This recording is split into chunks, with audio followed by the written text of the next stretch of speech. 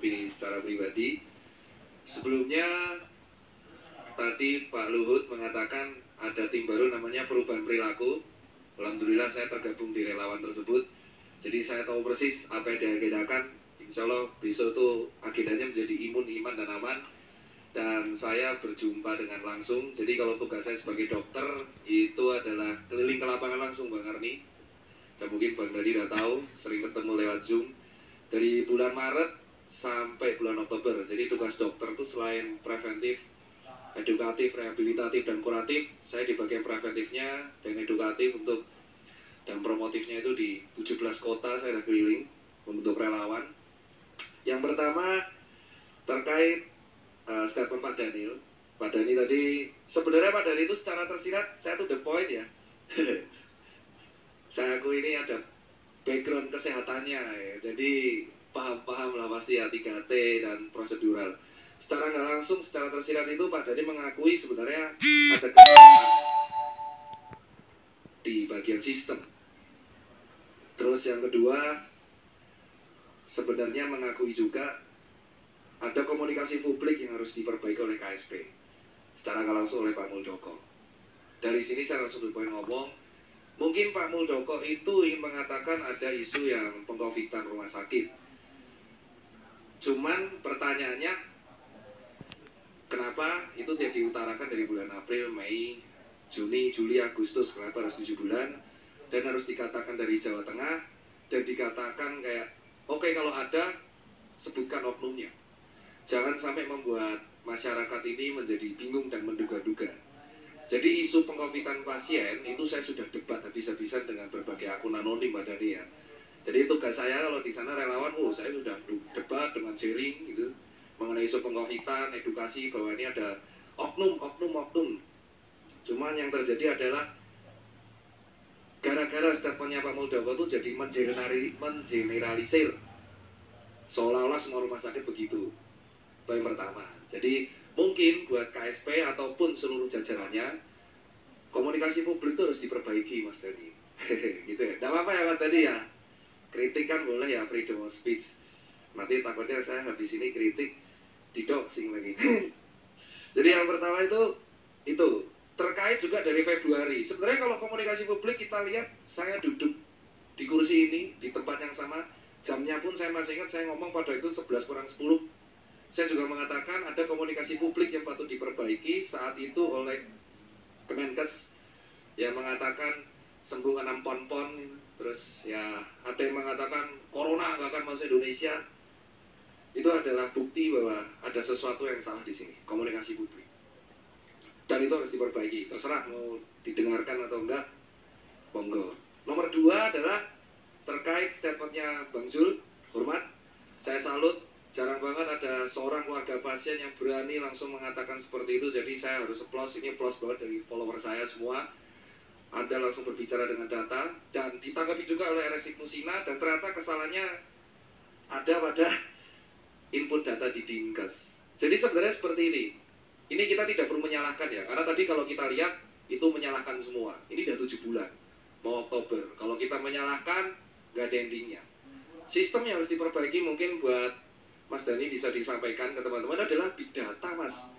Tadi RSI Musina mengatakan sendiri kalau nggak salah, saya input lewat grup WA, dimasukkan Excel.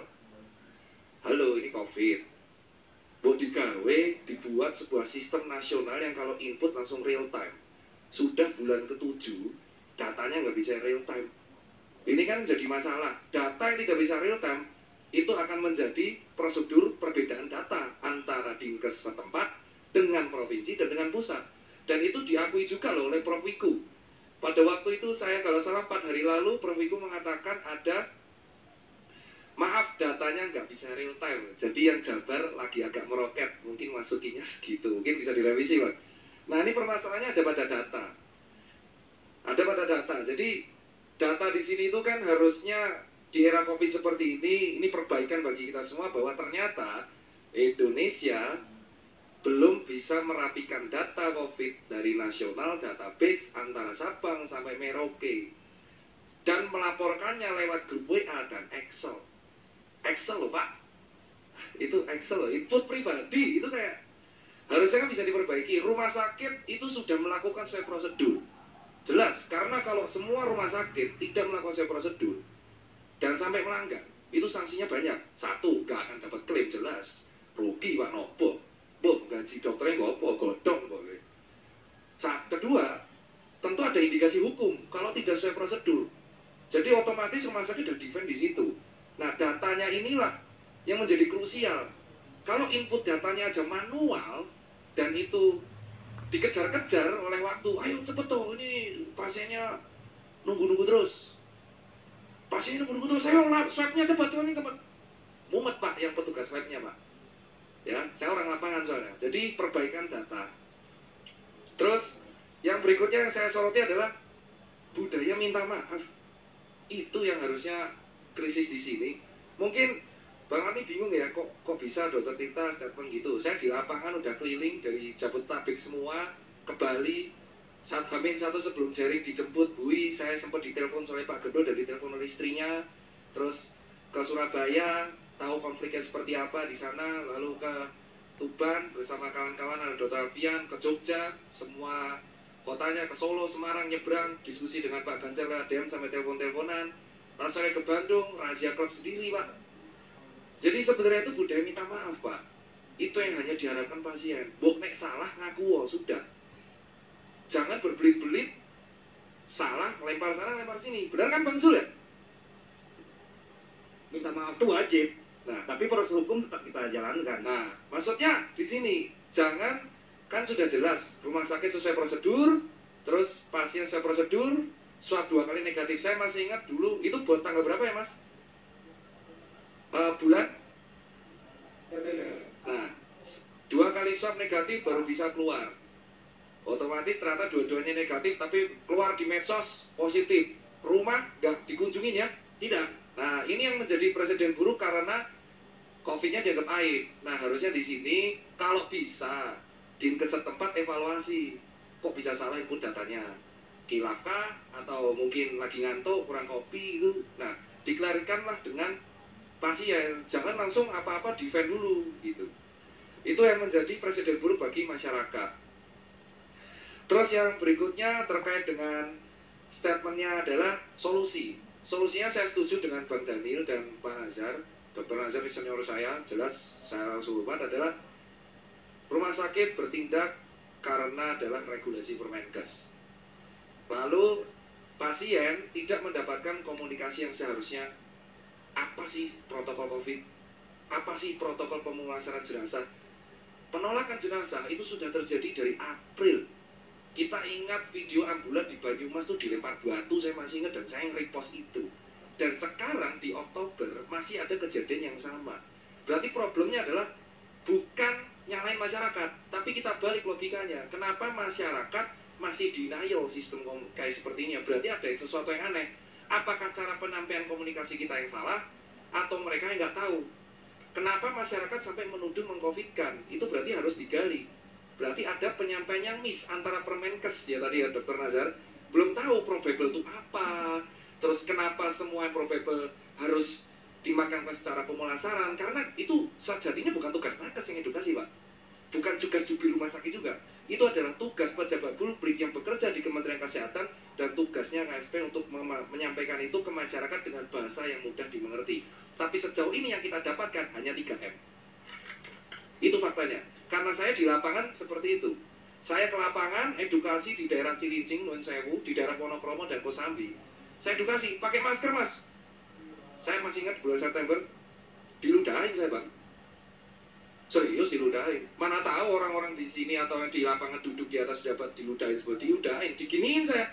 Pak dokter, saya tuh udah tahu cara pakai masker. Tapi saya nggak dapat makan.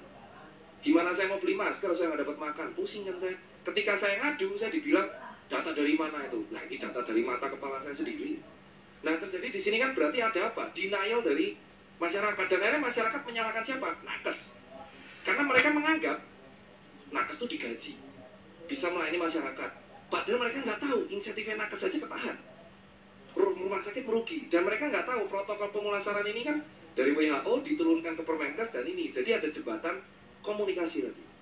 Jadi nggak perlulah kita saling menyalahkan, saling menahan diri, dan yang paling penting, ini statement dari kawan-kawan saya dokter, ayo sesama pejabat yang di atas, tahan diri untuk mengeluarkan statement yang kita tahu ini mempotensi untuk mengeluarkan perdebatan.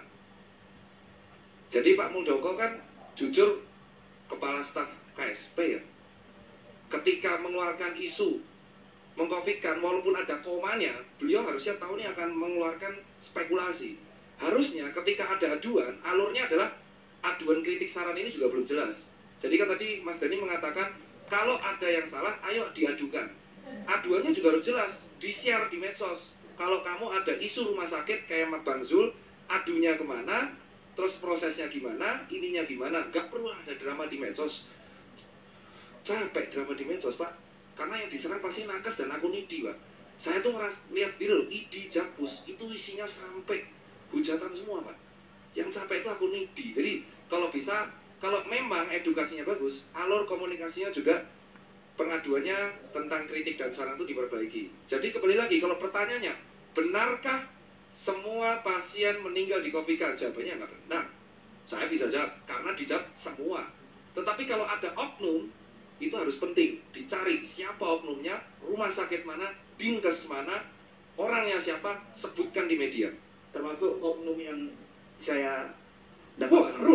harus diupload feed. Saya bantu upload feed nanti. Jadi biar dinkes ngerti sendiri bahwa perlunya budaya minta maaf dan mengakui salahnya di mana. Jangan pasien yang ditekan dan jangan nakes yang menanggung itu semua. Karena nakes dan rakyat itu sama statusnya, berjuang demi negara. Dan saya tertarik lagi buat komentar rapid mahal. Dari Maret dokter ID itu sudah tidak merekomendasikan rapid. Dan saya masih ingat yang ngomong dokter Erlina Burhan dan saya di meja sebelahan. Karena rapid serologi itu bagusnya sebagai screening, bukan sebagai administrasi. Bapak-bapak di sini dan ibu yang menonton di sini, kalau kita dapat surat rapid ya, rapid test itu ada tulisannya, Anda dinyatakan non reaktif, Anda dinyatakan bebas COVID selama 14 hari. Surat sakti itu. Jadi kalau saya dapat surat itu, wow, saya kemana-mana, mau kemana-mana bebas, Mas.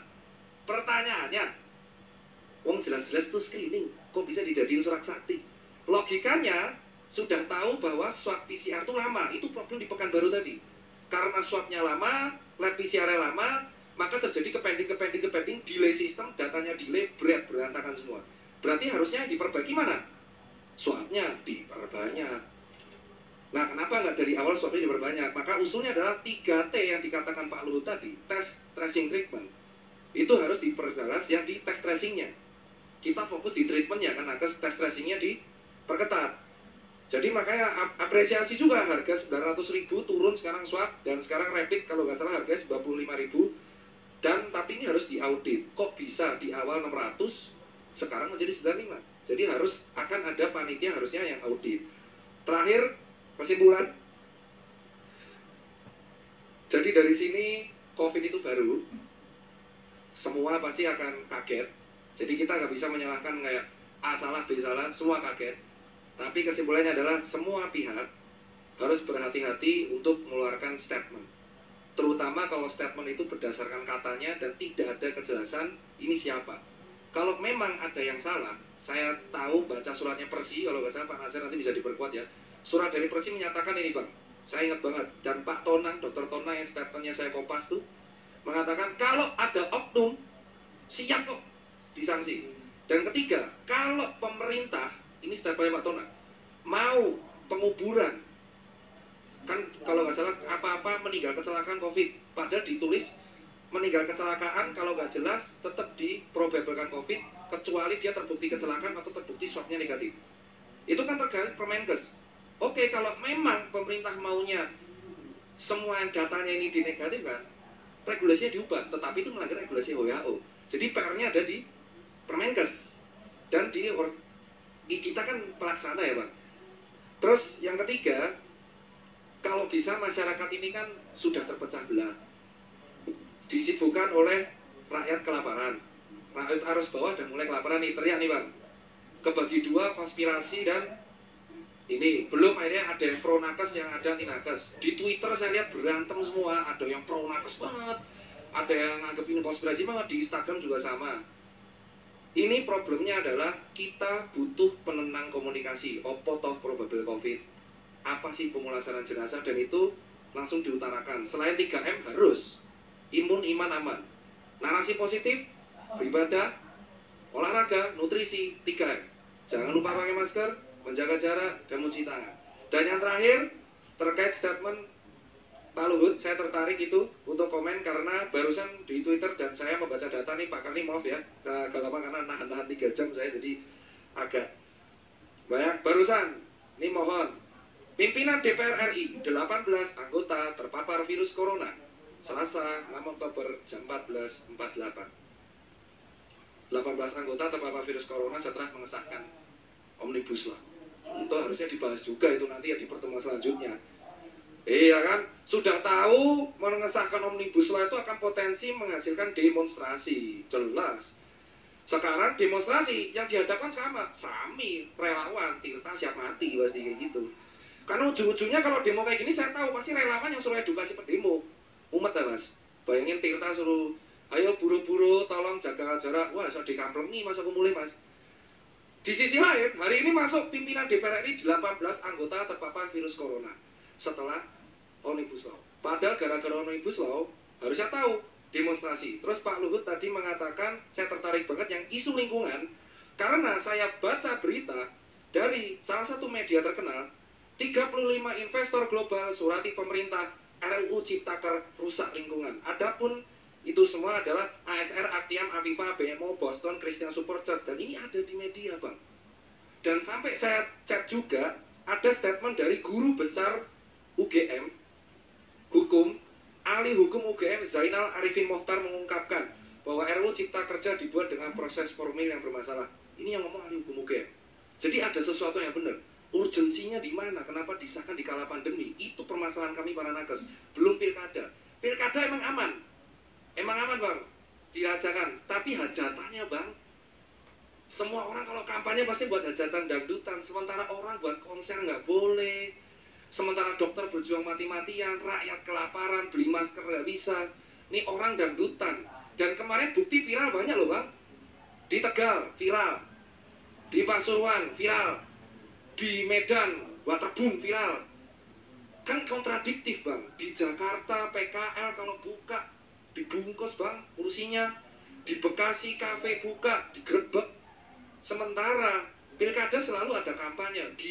Kita paham pilkada mungkin tadi dikatakan Pak Luhut, pilkada itu bisa sesuai pelaksanaan di lapangan yang kita minta pembuktian. Apa yang menjamin pilkada tidak menimbulkan klaster baru gara-gara hajatan yang dibuat oleh paslon? Itu doang kalau dari saya bang, pertanyaan dan harus perlu dikritisi mungkin di pertemuan selanjutnya. Itu aja. Terima kasih Bang Karni, terima kasih Bang Zul, nanti saya upload ya Bang. Semoga Dinkes klarifikasi dan jenazah almarhumah bisa dipindah ke tempat pemakaman umum. Itu aja dari saya. Ada pertanyaan satu. Siapa? Tadi kan dibilang swab itu makan waktu. Betul. Bahkan prosesnya harus 2 kali baru itu lebih kompok. Betul. Kok Donald Trump bisa 3 hari aja di rumah sakit? Ya, ini Bang Karni, udah nggak sekarang bahas Liverpool dibantai 7-2 nih saya, aduh. Halo Bang Tejong, saya idola nih, kalau di Twitter lawan saya Bang, ini fans MU Bang. Takut juga nih digas sama Mbak. Jadi begini, ini pertanyaannya ada, dokter itu, kita bahas dokter ya. Kalau dari setahu saya teman-teman saya dokter itu dari rumah sakit adalah sebagai pelaksana. Gold standarnya COVID, ya Pak dokter, selain PCR adalah disertai dengan pemeriksaan fisik dan yang mirip ARDS dan disertai X-ray dan pemeriksaan lab. Betul ya? Setuju di sini ya? Nah, pemeriksaan swab di Indonesia itu dari bulan Maret sampai sekarang masih ada yang berhari-hari. Loh kok di Amerika Serikat Donald Trump langsung bisa kedetek? Satu, mungkin swabnya banyak, alatnya banyak, labnya banyak, tenaganya banyak, negara didaya, duitnya banyak. Lah kita, orang mau swab aja harus bayar 900.000 sampai 1,5. Dulu sebelum diatur statement oleh Pak Doni Monardo, itu dari 1,5, 2,5 sampai ada 3,3 juta. Sekarang bayangin UMR Jakarta aja tuh 4, saya lupa ya, saya nanti digas dulu nih. Oke lah, let's say harganya segitu. Gimana orang mau ngecek swab kalau misal swabnya mahal? Dan itu yang statement di masyarakat, aduh aku pengen swab, aduh larang bos, ah ya wes lah, bodoh amat, nggak swab ya tetap ujung-ujungnya mati juga. Akhirnya mereka gas, bodoh amat sama hal itu. Nah ini yang jadi masalah, swab mahal. Bener ya dokter? Ini terbalik, biasanya beliau tanya, di kampung entah berantah di mana beliau ini dilahirkan, Ya Pak. sejak awal pada minggu ketiga di awal itu mereka sudah tidak memakai rapid test, antibody rapid test lagi. Tapi bukankah sebenarnya PCR itu juga ada rapidnya, Angkuda Tua? TCM itu juga rapid, itu hanya 20 menit. Ini saya tadi takut mengomentari live saya ini, nanti makin garang ya, perkara harga gitu. Di kampung tempat kelahiran Angkuda Tua itu, sejak mereka melakukan TCM, semua yang dites, saya ulang, semua yang dites itu tidak bayar. Malah kira-kira 6-7 minggu yang lalu, gubernurnya malah mengundang, mari silakan provinsi sekitar yang mau tes di sini gratis. Jadi pertanyaan saja, sekarang giliran Angkuda Tua yang menjawab, kok bisa? Kenapa daerah lain nggak bisa? Jangan nanya perkara Donald Trump yang kita tanyakan. Itu juga bertanya. Setiap backup, terima kasih dokter Laksana. Jadi sekali selengkapi, daerah kita tuh sebenarnya kan tes tracing treatment. Pak Jokowi ngakuin itu, semua ahli kesehatan ngakuin itu. Dokter pelaksana, rumah sakit melaksanakan. Tracing dan tes itu akan sukses kalau misal harga swab bisa dijangkau, satu.